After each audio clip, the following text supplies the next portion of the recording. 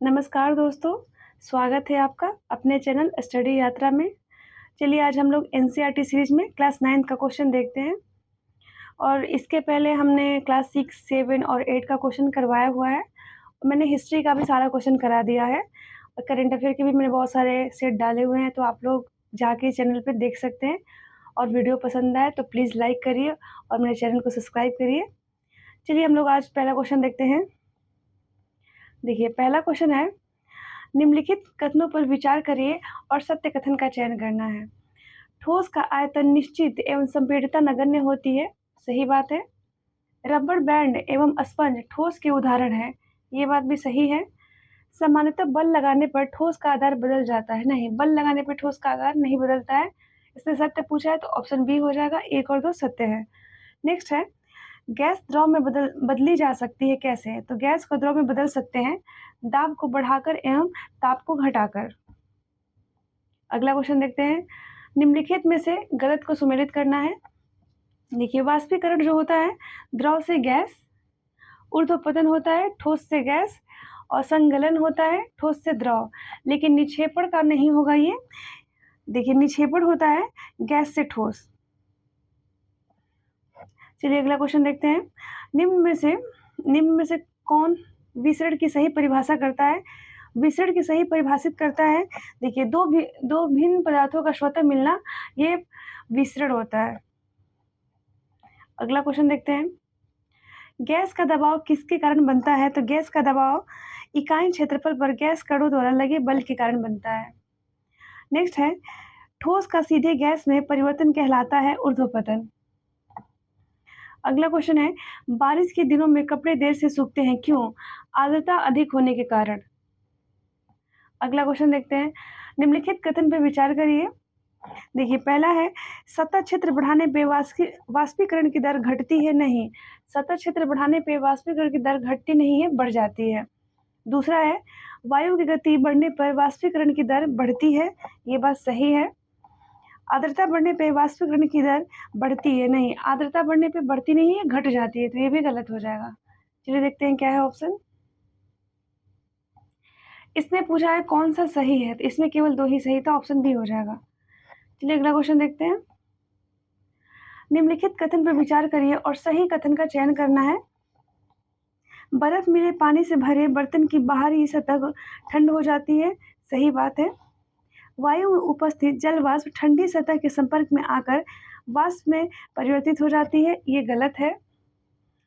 देखिए वायु में उपस्थित जल वाष्प की ऊर्जा ठंडी पानी के संपर्क में आकर कम हो जाती है और यह द्रव अवस्था में परिवर्तित हो जाती है। इसका करेक्ट आंसर ये होगा। तीसरा है, बर्तन की बाहरी सतह पर बनने वाली बूंदें बर्तन के अंदर के पानी के रिसाव के कारण बनती है, बिल्कुल नहीं, ये भी गलत है।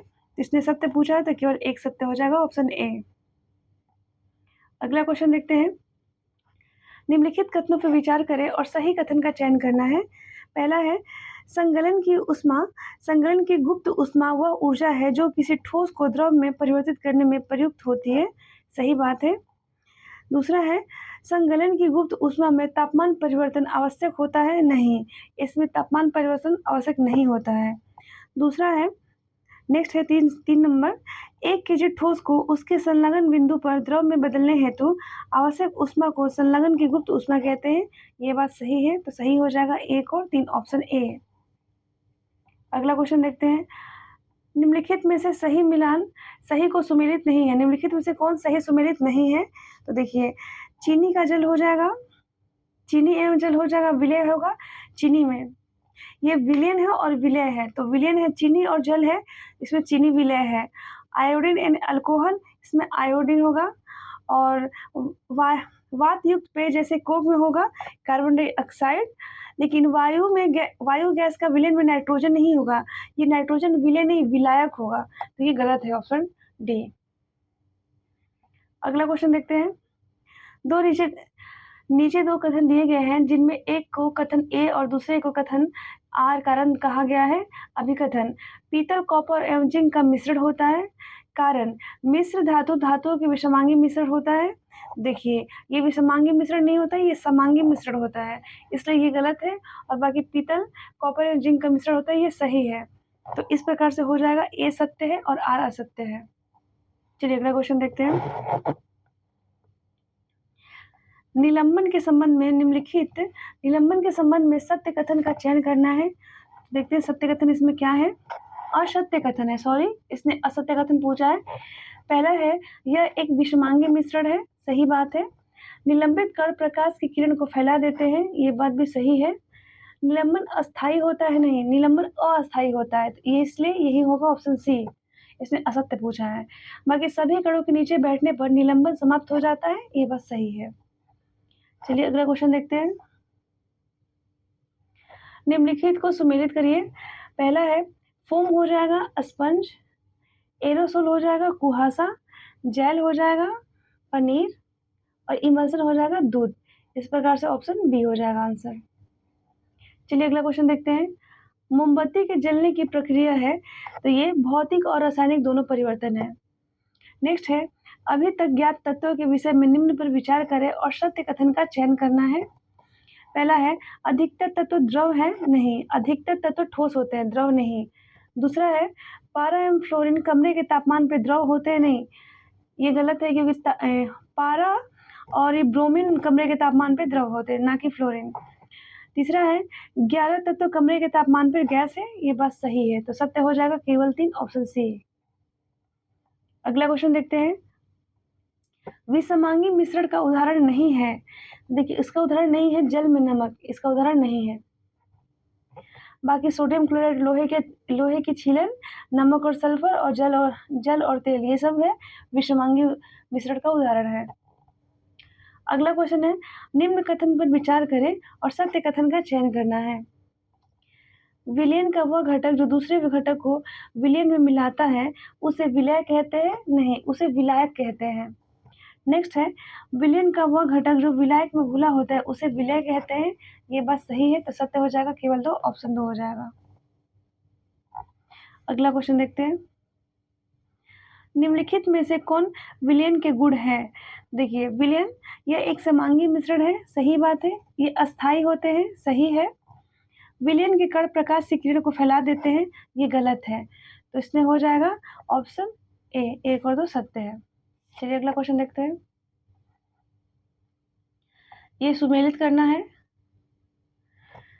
निश्चित तापमान पर विलयन में जब विलयन न घुले तो उसको बोलते हैं संतृप्त विलयन।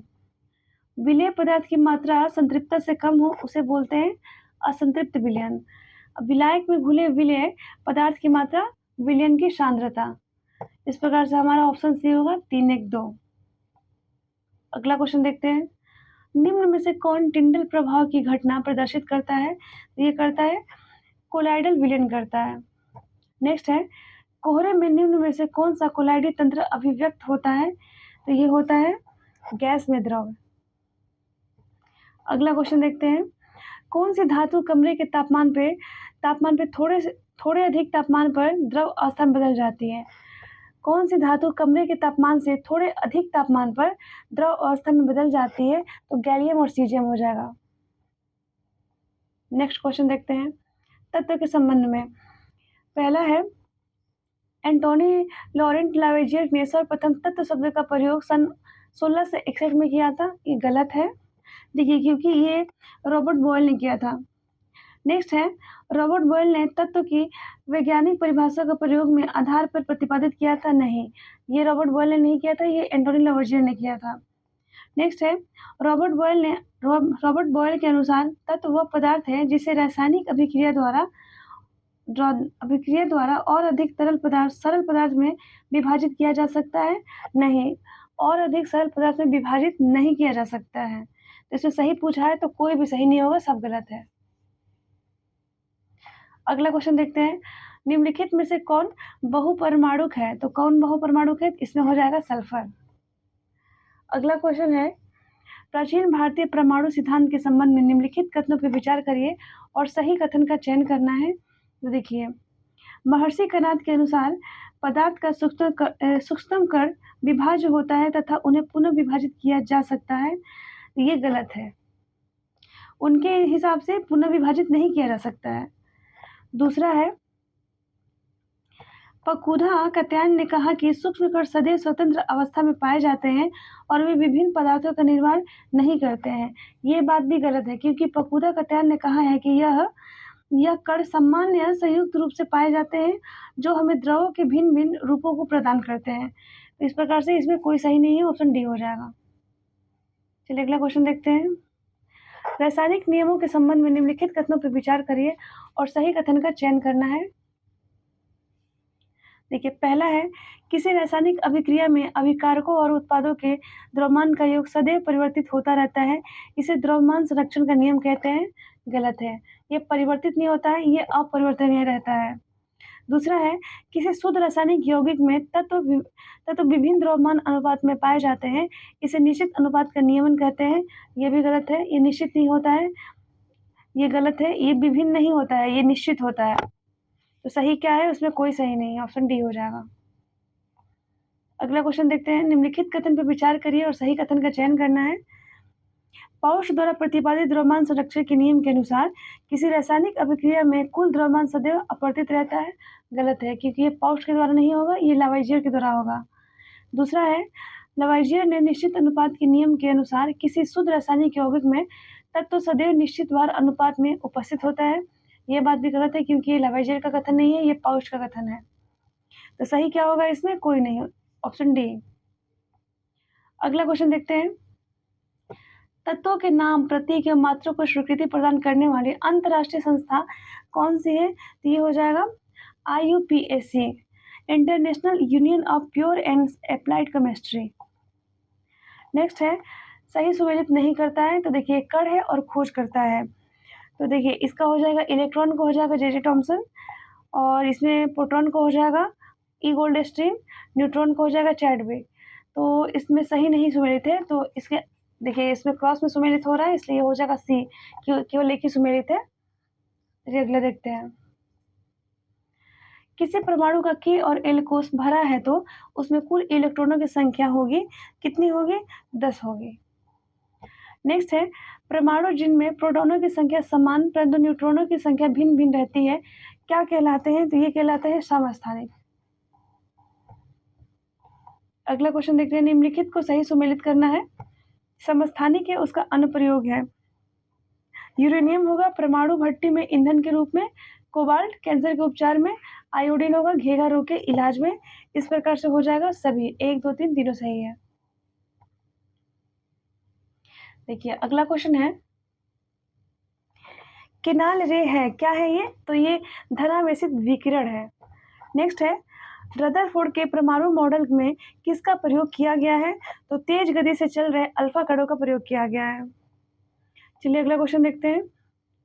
निम्नलिखित में से कौन हाइड्रोजन का समस्थानिक नहीं है? तो हाइड्रोजन का समस्थानिक नहीं है रेडियम, क्योंकि ड्यूटेरियम, प्रोटियम और ट्राइटियम ये हाइड्रोजन के समस्थानिक है। अगला क्वेश्चन देखते हैं। नाभिकीय भौतिकी के जनक किस वैज्ञानिक को कहा जाता है? तो कहा जाता है E. रदरफोर्ड को। नेक्स्ट है, नील्स बोर के परमाणु मॉडल की मुख्य अवधारणा किस पर आधारित है? तो ऊर्जा के विविक्त स्तर पे है, ऑप्शन बी। अगला क्वेश्चन है, ये सुमेलित करना है। देखिए, रॉबर्ट हुक हो जाएंगे कोशिका की खोज, J.E. पुरकिंजे हो जाएंगे जीव द्रव, रॉबर्ट ब्राउन केंद्रक, और विर्चो हो जाएंगे कोशिका सिद्धांत, ऑप्शन डी। चलिए अगला क्वेश्चन देखते हैं। निम्नलिखित में से कौन एक कोशिकीय जीव है? तो देखिए, अमीबा, पैरामीशियम, क्लैडेमिनोमास, बैक्टीरिया, ये सब क्या है? तो एक कोशिकीय जीव है, ऑप्शन सी हो जाएगा। पौधे के मूल द्वारा जल का अवशोषण उदाहरण है, ये परासरण का उदाहरण है। नेक्स्ट है, प्लाज्मा झिल्ली बनी रहती है, ये कार्बनिक अणुओं से बनी होती है। प्लाज्मा झिल्ली कार्बनिक अणुओं से बनी होती है। चलिए अगला क्वेश्चन देखते हैं। क्रोमोसोम के केंद्रक में क्रोमोसोम के संदर्भ में निम्नलिखित कथनों पर विचार करें और असत्य कथन का चयन करना है। तो देखिए, ये केंद्रक में पाए जाते हैं, सही बात है। इनमें आनुवंशिक गुणों की सूचना होती है, ये भी सही है। ये DNA एवं प्रोटीन के बने होते हैं, ये भी सही है। तो ऑप्शन डी हो जाएगा उपयुक्त में से कोई नहीं, मतलब कोई गलत नहीं है। चलिए अगला क्वेश्चन देखते हैं। गोल्जी उपकरण के कार्य हैं, देखिए इसके क्या कार्य है? तो पहला है इसके द्वारा अंतर्द्रव्य जालिका ईआर में संश्लेषित पदार्थ पैक किए जाते हैं। सही बात है। कुछ परिस्थितियों में ये सामान्य शक्कर से जटिल शक्कर बनाता है, ये भी सही है। इसके द्वारा लाइसोसोम को भी बनाया जाता है, ये बात भी सही है। तो इसमें हो जाएगा ऑप्शन डी उपयुक्त सभी सही है। नेक्स्ट देखते हैं, निम्नलिखित को सुमेलित करना है। देखिए, लाइसोसोम हो जाएगा आत्मघाती थैली, माइटोकॉन्ड्रिया कोशिका का ऊर्जा गृह, प्लास्टिड हो जाएगा केवल पादप कोशिका में उपस्थित, और गोल्जी उपकरण हो जाएगा लाइसोसोम का निर्माण। इसका हो जाएगा ऑप्शन सी। नेक्स्ट देखते हैं, निम्नलिखित में से किसमें अपना डीएनए एवं राइबोसोम होता है। तो देखिए, माइटोकॉन्ड्रिया और लाइसोसोम दोनों में होता है, इसलिए ऑप्शन डी हो जाएगा। निम्नलिखित कथनों पर विचार करिए और असत्य कथन का चयन करना है। समसूत्री विभाजन में 4 नई कोशिकाएं बनती है, गलत। 4 नहीं बनती है, 2 बनती है। अर्धसूत्री विभाजन में 2 समरूप संतति कोशिकाएं बनती है, ये भी गलत है, क्योंकि यहाँ पे 4 होगा। तो इसने असत्य पूछा है, तो 1 और 2 दोनों होगा, ऑप्शन सी। चलिए अगला क्वेश्चन देखते हैं। निम्नलिखित कथनों पर विचार करें और असत्य कथन की पुष्टि करना है। 48 का, प्रत्येक कोशिका में कुछ विशिष्ट घटक होते हैं जिन्हें कोशिकांग कहते हैं। सही बात है। सभी कोशिकाओं में एक ही प्रकार के कोशिकांग पाए जाते हैं, ये भी सही है। प्रत्येक कोशिकांग का एक विशिष्ट कार्य करता है, ये भी सही है। तो इस प्रकार से हो जाएगा, उपयुक्त में से कोई नहीं, कोई गलत नहीं है। नेक्स्ट है, अमीबा जैसे एक कोशिकीय जीव जिस प्रक्रिया द्वारा बाहरी वातावरण से अपना भोजन प्राप्त करते हैं, उसे क्या कहा जाता है। तो उसे कहते हैं एंडोसाइटोसिस कहते हैं। चलिए अगला क्वेश्चन देखते हैं।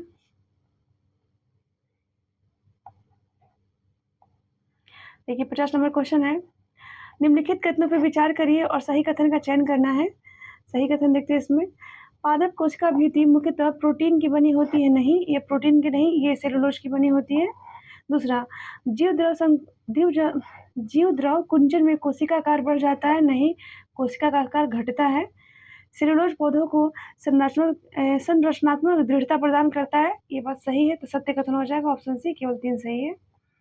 अगला क्वेश्चन है, निम्नलिखित में से कौन सही सुमेलित है।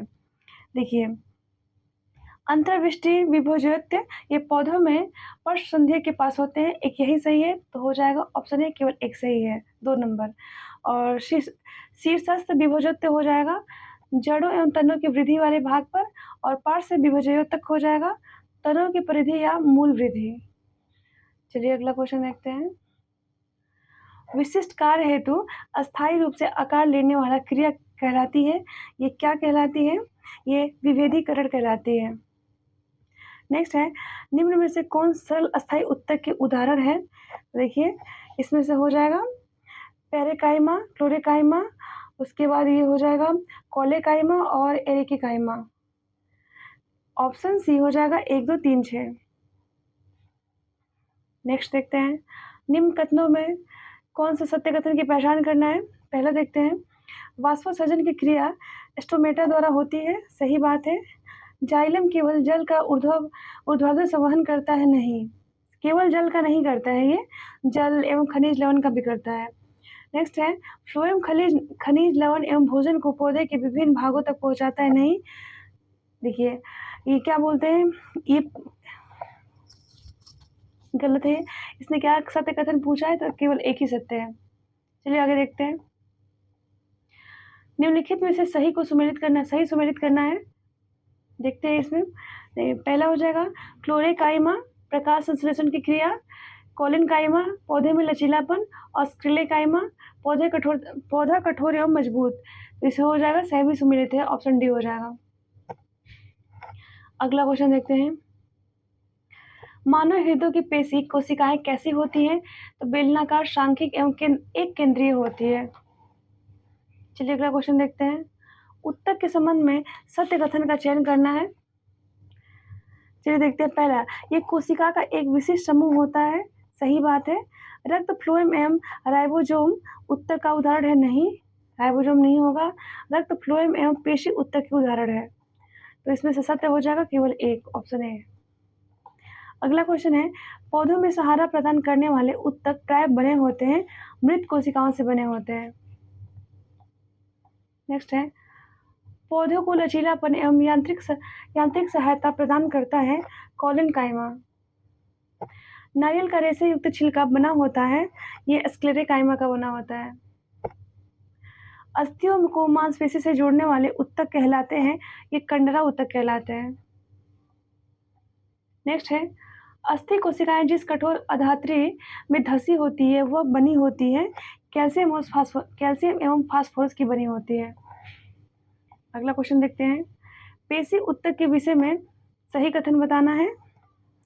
हमारे शरीर में गति के लिए पेशीय ऊतक जिम्मेदार होते हैं, सही बात है। हृदय की पेशियां ऐच्छिक होती हैं जिन्हें हम अपनी इच्छा से नियंत्रित कर सकते हैं, गलत है।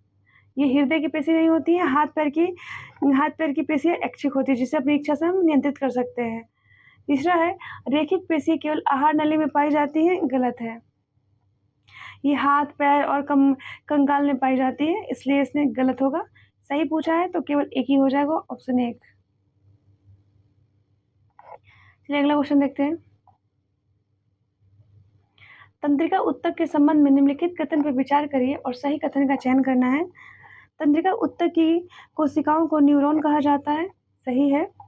प्रत्येक न्यूरॉन में केवल एक डेंड्राइट और अनेक एक्सॉन होते हैं, गलत है। तंत्रिका स्पंदन हमें पेशियों की गति कराने में सहायक होती है, सही बात है। देखिए, प्रत्येक न्यूरॉन में एक एक्सॉन होता है, और देखिए, और अनेक एक्सॉन में एक डेंड्राइट होता है, ऐसे हो जाएगा। इसने सही पूछा है तो 1 और 3 सत्य होगा, ऑप्शन बी।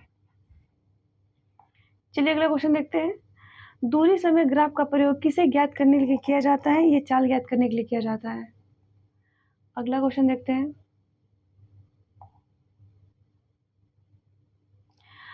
नेक्स्ट है, सही सुमेलित करना है। वेग समय समीकरण हो जाएगा 2as equal to v square minus u square.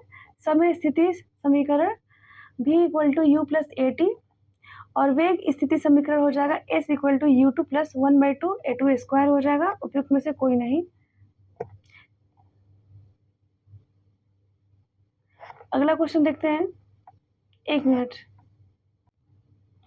देखिए, इसका ये गलत होगा, हम इसको सही बताते हैं। वेग समीकरण, देखिए इसने पूछा है कि सही सुमेलित करना है। 1 मिनट, सही सुमेलित, तो वेग समीकरण का हो जाएगा v equal to u plus a t, और समय स्थिति समीकरण का हो जाएगा s equal to u t plus 1/2 a2 square, और वेग स्थिति समीकरण का हो जाएगा 2as v square minus u square. तो कोई मिलान सही नहीं है, इसलिए इसका हो जाएगा ऑप्शन डी, उपयुक्त में से कोई नहीं। अगला क्वेश्चन है, देखिए, वृत्तीय पथ पर दौड़ते एथलीट की गति होती है, त्वरित गति होती है। अगला क्वेश्चन देखते हैं, स्वचालित वाहनों में दूरी मापक यंत्र को क्या कहते हैं? उसको ओडोमीटर कहते हैं। नेक्स्ट है, एक समान वेग हेतु वेग समय ग्राफ प्रदर्शित करता है, क्या करता है? तो ये विस्थापन प्रदर्शित करता है। सभी असमान त्वरित गतियों हेतु वेग समय ग्राफ कैसा होता है? तो किसी भी आकृति का होता है। चलिए अगला क्वेश्चन देखते हैं, सत्य की पहचान करना है। इसमें सत्य हो जाएगा v square minus u square equal to 2as। Next है, त्वरण की अवधारणा से के संबंध में सही कथन बताना है। त्वरण की अवधारणा के संदर्भ में सही कथन बताना है। देखिए, समय के साथ वेग में परिवर्तन की दर को त्वरण कहते हैं, सही बात है। यदि वस्तु का वेग घट रहा है तो त्वरण धनात्मक होता है, ये बात भी सही है। त्वरण का मात्रक प्रति मीटर प्रति सेकेंड होता है, ये गलत है। प्रति मीटर प्रति सेकेंड होता है, सेकेंड स्क्वायर होता है। तो इसने सही पूछा है तो 1 और 2 सत्य होगा। चलिए अगला क्वेश्चन देखते हैं, एक समान वृत्तीय गति के संदर्भ में सही कथन का चयन करना है। जब कोई वस्तु वृत्तीय पथ पर एक समान चाल से चलती है तो उसकी गति को त्वरित गति नहीं माना जाता है, गलत है। उसकी चाल को त्वरित गति माना जाता है। दूसरा है, वृत्तीय पथ पर गति करती वस्तु के वेग की दिशा हर बिंदु पर बदलती रहती है, सही बात है। एथलीट का एक वृत्तीय पथ दौड़ना एक समान रेखीय गति का उदाहरण है, नहीं। एक समान रेखीय गति नहीं, ये वृत्तीय गति का उदाहरण है। तो सत्य कथन हो जाएगा केवल 2, ऑप्शन बी। अगला क्वेश्चन देखते हैं, चलिए।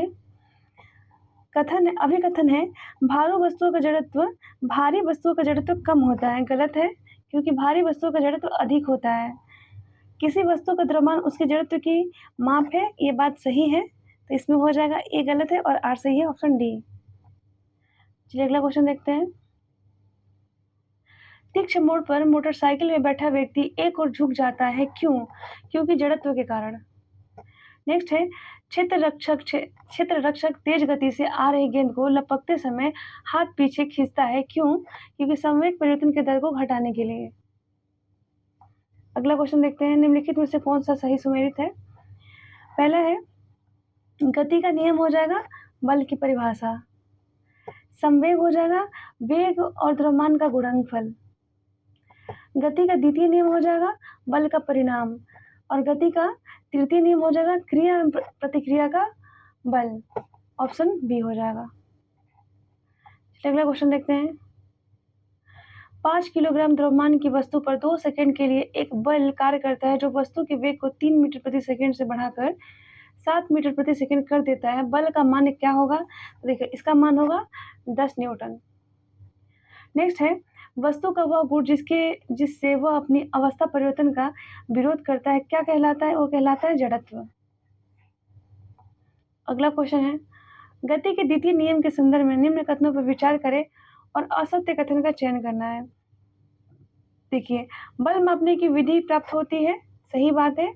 यह वस्तु में उत्पन्न वेग एवं द्रव्यमान का गुणनफल होता नहीं, वेग का नहीं होगा, त्वरण और द्रव्यमान का गुणनफल होता है। F इक्वल टू ए में का बल में F इक्वल टू ए में बल का व्यंजन है, ये बात सही है। तो असत्य केवल 2 है, ऑप्शन बी, ऑप्शन ए हो जाएगा। अगला क्वेश्चन है, क्रिया एवं प्रतिक्रिया बल लगता है सदैव 2 भिन्न वस्तुओं पर परंतु विपरीत दिशा में। अगला क्वेश्चन देखते हैं, दूध मापी किस सिद्धांत पर आधारित होता है? तो ये हो जाएगा आर्किमिडीज के सिद्धांत पर आधारित हो जाएगा। चलिए अगला क्वेश्चन देखते हैं। निम्नलिखित कथनों पर विचार करो और सही कथन का चयन करना है। देखिए, घर्षण बल सदैव वस्तु की गति अथवा गति की प्रवृत्ति के विपरीत दिशा में कार्य करता है, सही बात है। घर्षण बल केवल गतिशील वस्तुओं पर ही कार्य करता है, नहीं, केवल गतिशील पर नहीं करता है, वो स्थिर वस्तुओं पर भी करता है, इसलिए केवल गलत हो जाएगा। अगला है, यदि घर्षण अनुपस्थित है तो फर्श पर लुढ़कती गेंद लंबे समय तक गति करती रह सकती है, ये बात भी सही है। तो सही हो जाएगा 1 और 3, ऑप्शन बी हो जाएगा। चलिए अगला क्वेश्चन देखते हैं। निम्नलिखित कथनों पर विचार करिए और सही कथन का चयन करना है। पहला है, समान बल की स्थिति में द्रव्यमान बढ़ने पर वस्तु का त्वरण कम हो जाता है, सही बात है। यदि किसी वस्तु का द्रव्यमान आधा कर दिया जाए तो समान बल के लिए उसका त्वरण दुगना हो सकता है, यह बात सही है। त्वरण लगाए गए बल के व्युत्क्रमानुपाती होता है, नहीं, गलत है, ये समानुपाती होता है। तो सही हो जाएगा 1 और 2, ऑप्शन ए। अगला क्वेश्चन देखते हैं, क्या होता है जब वस्तु मुक्त रूप से पृथ्वी की ओर गिरती है? देखिए, तब हो जाएगा वस्तु के वेग में परिवर्तन होगा। नेक्स्ट है, एक वस्तु का द्रव्यमान 10 किलोग्राम है, पृथ्वी पर इसका भार कितना होगा? तो 98 न्यूटन होगा। अगला क्वेश्चन देखते हैं, उत्प्लावन बल के संबंध में निम्न कथनों पर विचार करिए और सत्य कथन का चयन करना है। यह वस्तु के नीचे की ओर लगता है, नहीं, गलत है, ये ऊपर की ओर लगता है। दूसरा है, इसका परिमाण तरल के घनत्व पर निर्भर करता है, ये बात सही है। तो इस प्रकार ऑप्शन बी हो जाएगा, केवल 2 सत्य है। अगला क्वेश्चन है, लोहे की कील पानी में डूब जाती है, क्यों? क्योंकि उत्प्लवन बल कम होने के कारण डूब जाती है। अगला क्वेश्चन देखते हैं, हाइड्रोमीटर से मापा जाता है, क्या मापते हैं? तो द्रव का घनत्व को मापते हैं हाइड्रोमीटर से। नेक्स्ट है, गिरता सेब पृथ्वी की ओर गति करता है परंतु पृथ्वी सेब की ओर गति नहीं करती है, क्यों? पृथ्वी की अपेक्षा सेब का द्रव्यमान नगण्य होने के कारण। चलो अगला क्वेश्चन देखते हैं। देखिए, निम्नलिखित कथनों पर विचार करिए और सही कथन का चयन करना है। पहला है, किसी सतह पर लंबवत लगने वाले कुल बल को प्रणोद कहा जाता है, सही बात है। प्रति इकाई क्षेत्रफल पर लगने वाले प्रणोद को दाब कहते हैं, ये बात भी सही है। समान बल की स्थिति में क्षेत्रफल बढ़ाने पर दाब भी बढ़ जाता है, नहीं, दाब घट जाता है, बढ़ता नहीं है। तो इस पर सही हो जाएगा 1 और 2। चलिए अगला क्वेश्चन देखते हैं, निम्न कथनों पर विचार करिए और असत्य कथन का चयन करना है। देखिए, बल की दिशा में किया गया कार्य ऋणात्मक होता है? बिल्कुल नहीं, ये धनात्मक होता है। बल के विपरीत दिशा में किया गया कार्य ऋणात्मक होता है, सही बात है। किसी कार्य कभी भी ऋणात्मक नहीं होता है, ये गलत है। कार्य कभी भी ऋणात्मक नहीं होते, गलत है, क्योंकि ये देखो कार्य धनात्मक, ऋणात्मक कुछ भी हो सकता है, पॉजिटिव, नेगेटिव कुछ भी हो सकता है। तो असत्य पूछा है इसने, तो असत्य हो जाएगा 1 और 3, ऑप्शन बी।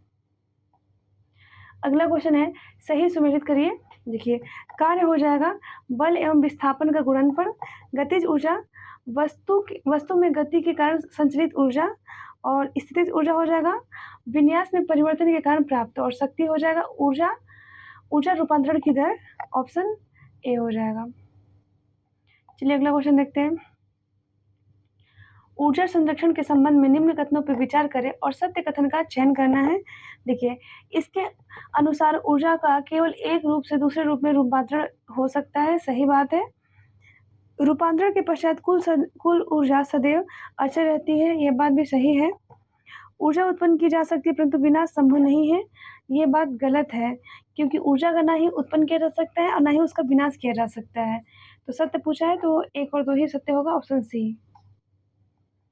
अगला क्वेश्चन है, इसका आंसर हो जाएगा सी। नेक्स्ट है, कार्य के लिए आवश्यक दशा है। देखिए, कार्य के लिए आवश्यक दशा क्या है? तो वस्तु पर बल लग रहा हो, सही है। वस्तु विस्थापित हो रही हो, ये भी सही है। और वस्तु के आकार में परिवर्तन, ये नहीं होगा। वस्तु की दिशा परिवर्तन, ये भी नहीं होगा। तो फिर इसने पूछा है कार्य के लिए आवश्यक दशा है, 1 और 2 होगा। देखते हैं इसका क्या है ऑप्शन। अच्छा, ये हो जाएगा 1 और 2। नेक्स्ट है, निम्न में से किन भौतिक राशियों का मात्रक समान होता है? तो कार्य और ऊर्जा का होता है, इसका होता है जूल।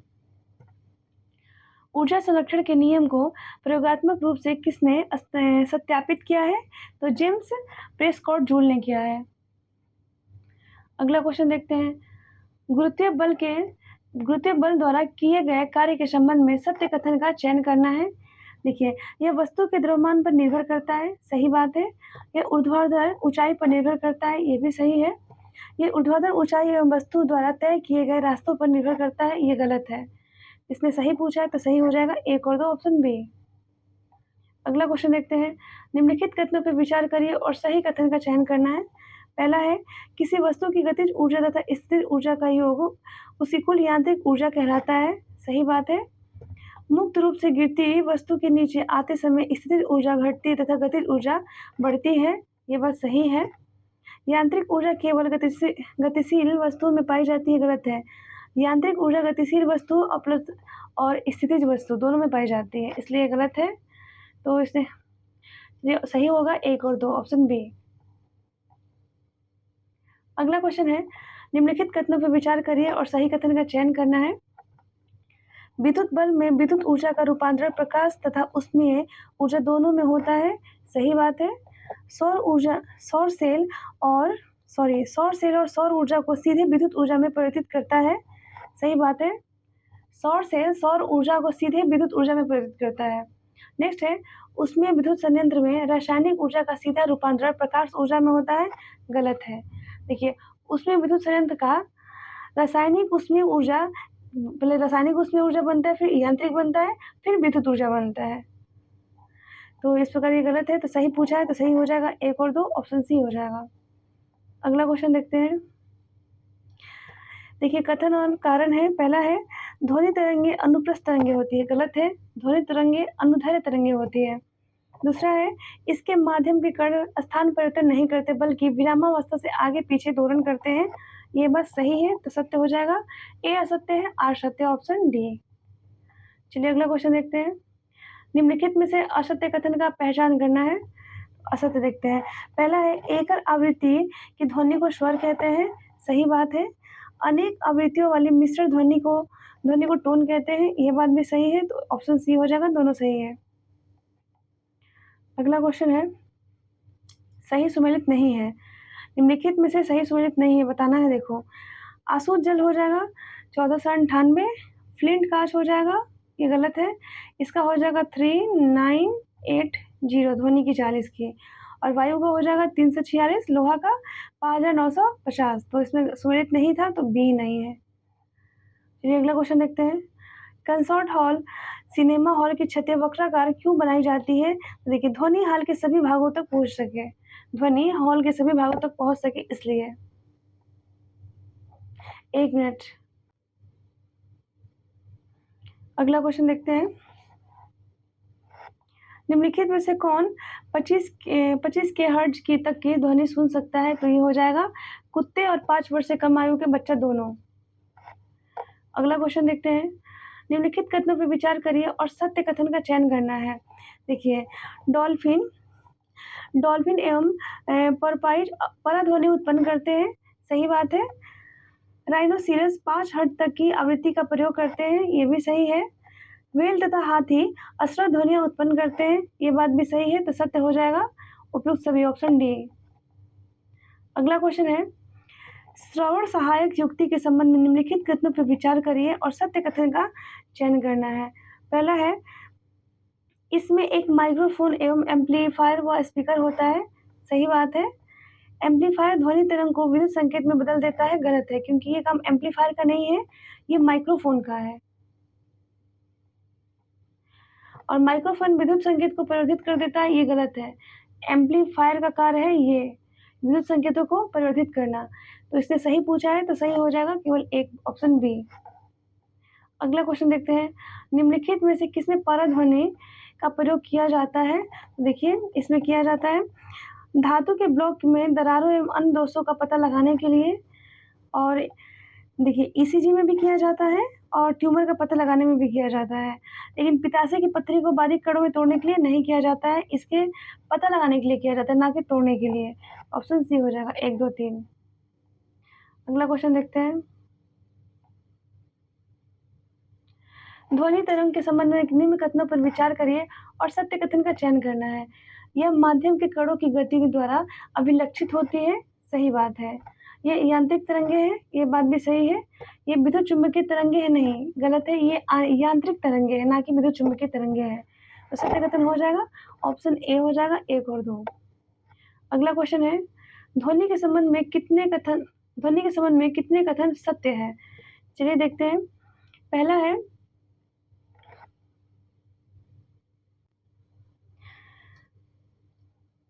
देखिए इसने पूछा है कितने कथन सत्य है, तो इसके हो जाएगा 2। पहला है, संपीड़न एवं विलयन ध्वनि तरंग बनाते हैं, सही बात है। ध्वनि का संचरण घनत्व परिवर्तन के रूप भी देखा जाता है, ये भी सही है। और विलयन उच्च दाब और संपीड़न निम्न दाब का क्षेत्र नहीं, निम्न दाब का क्षेत्र नहीं है ये, इसलिए गलत है, केवल 2 हो जाएगा। अगला क्वेश्चन है 112 नंबर क्वेश्चन। ध्वनि की प्रबलता एवं मृदुलता किसके द्वारा ज्ञात की जाती है? तो ये आयाम के द्वारा ज्ञात की जाती है। चलिए अगला क्वेश्चन देखते हैं। किसी माध्यम का ताप बढ़ने पर ध्वनि की चाल बढ़ जाती है। नेक्स्ट है, हमारे मस्तिष्क में ध्वनि की संवेदना लगभग कितने समय तक बनी रहती है? तो ये बनी रहती है 0.1 सेकेंड तक बनी रहती है।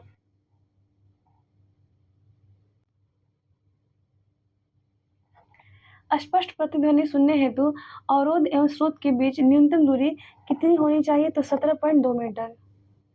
नेक्स्ट है, बड़े खाली सभा कक्षों में ध्वनि अवशोषक पदार्थ क्यों लगाए जाते हैं? तो ये अनुरणन से बचने के लिए लगाए जाते हैं।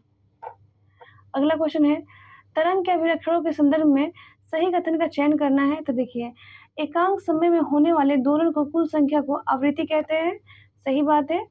ध्वनि का तरंग मुख्य रूप से इसकी आवृत्ति पर निर्भर करता है, ये बात भी सही है। ध्वनि की प्रबलता इसकी आवृत्ति बढ़ने पर बढ़ती है, ये बात भी सही है, तो ऑप्शन डी हो जाएगा, तीनों बात सही है। अगला क्वेश्चन देखते हैं। हरी खाद निम्न में से किस में परिपूर्ण होती है? तो ये होती है नाइट्रोजन और फास्फोरस से परिपूर्ण होती है। अगला क्वेश्चन देखते हैं। देखो, निम्नलिखित में से कौन खरपतवार का उदाहरण है? तो इसमें से हो जाएगा गोखरू, जैंथियम, गाजर घास, पार्थेनियम और मोन्था साइनेरस रोटेंडेंस, ये तीनों खरपतवार का उदाहरण है, ऑप्शन डी हो जाएगा। अगला क्वेश्चन देखते हैं। निम्नलिखित कथनों पर विचार करिए और असत्य कथन का चयन करना है। तो देखिए इसमें हो जाएगा असत्य, लेयर मुर्गी पालन अंडों के लिए किया जाता है, सही बात है। और ब्रॉयलर का पालन मांस के लिए किया जाता है, ये बात भी सही है, तो कोई असत्य नहीं है, नहीं 1 और नहीं 2। अगला क्वेश्चन है, निम्नलिखित में से कौन रबी फसल नहीं है? देखिए सोयाबीन रबी फसल नहीं है, बाकी सरसों, मटर, अलसी रबी फसल है। अगला क्वेश्चन है, निम्नलिखित कथनों पर विचार करो और सत्य कथन का चयन करना है। नाइट्रोजन तथा फास्फोरस पौधे के वृहद पोषक कहलाते हैं, सही बात है। आयरन तथा मैंगनीज पौधे के सूक्ष्म पोषक कहलाते हैं, ये बात भी सही है। पौधे में वृहद पोषण की प्राप्ति मृदा द्वारा की जाती है, ये बात भी सही है, तो सत्य हो जाएगा ऑप्शन डी, तीनों बात सही है।